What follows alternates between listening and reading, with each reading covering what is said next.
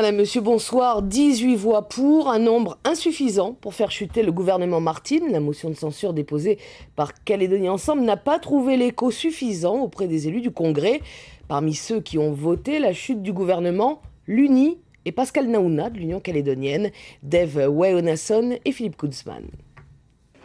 Philippe Gomès le sait, cette séance sera longue. Les élus du peuple calédonien sont là, tour à tour. Les partis politiques donnent leur position. Sur les 54 élus, il en fallait 28 pour renverser le gouvernement Martine. Seuls 18 ont voté la motion. Pour Philippe Gomès, je cite, la coalition a décidé de garder tous les pouvoirs. C'est dommage, je crois que les Calédoniens s'étaient exprimés le 10 et 17 juin. Ils avaient fait passer un message.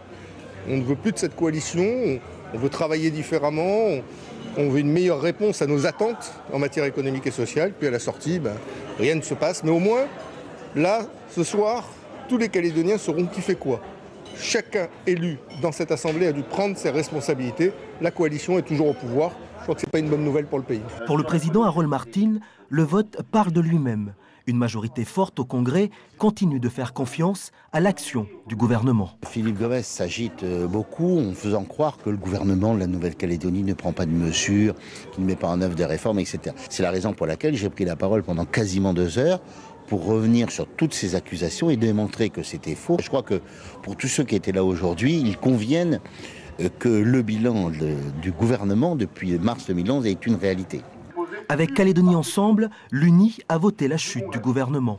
Le parti indépendantiste considère que le principe de collégialité n'est pas respecté au sein de l'exécutif. Il est très important que cet esprit de collégialité soit réinstauré dans le gouvernement. Ce n'est pas le cas aujourd'hui parce qu'il y a des difficultés.